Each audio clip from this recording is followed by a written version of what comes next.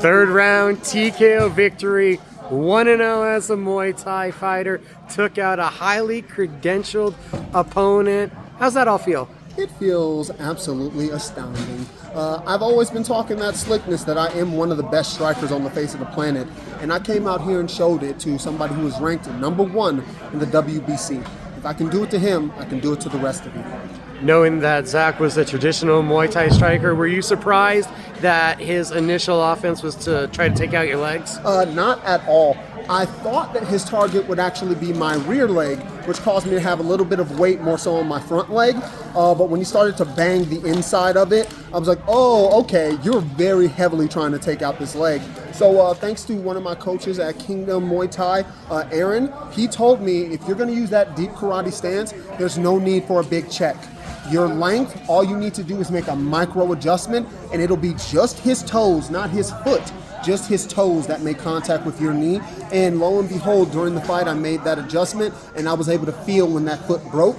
Somewhat disrespectfully called it out. I do apologize in advance for that. But yeah, as soon as I felt it, I was like, oh, that was something different, wasn't it? When you're going through that first round, was it kind of a plan to not fully open up? Looked like you were fully just boxing in that first round. Yes, so the first round, I really wanted to not overuse my long guard. I didn't want to announce my style to him right out the gate. I'm confident in my ability to just box. I'm very confident in that. With John Dotson and Frank Lester, I was putting in a ton of boxing work in rounds. And especially Joe Blake, who's another astonishing boxing coach that we have at Kingdom Muay Thai. I was able to just keep it nice and short and crisp with my boxing, and then finally toward the end of the first round I extended that long guard and let him know, hey, you're having all this trouble with my boxing, I'm actually a kicker, here we go.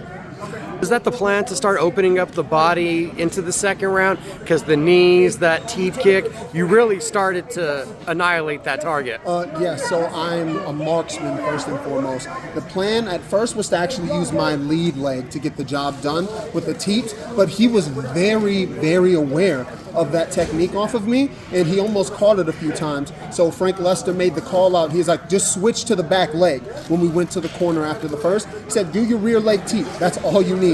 And then after a couple of those, I was able to start setting up my question mark kick. After he felt the question mark kick, he didn't have a choice.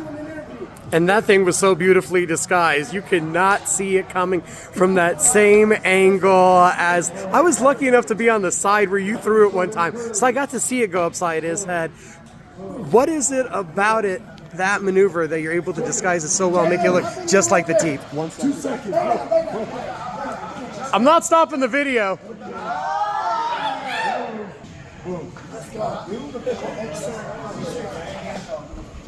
My apologies. All right. The biggest thing about that question mark kick is I don't try to throw it with power.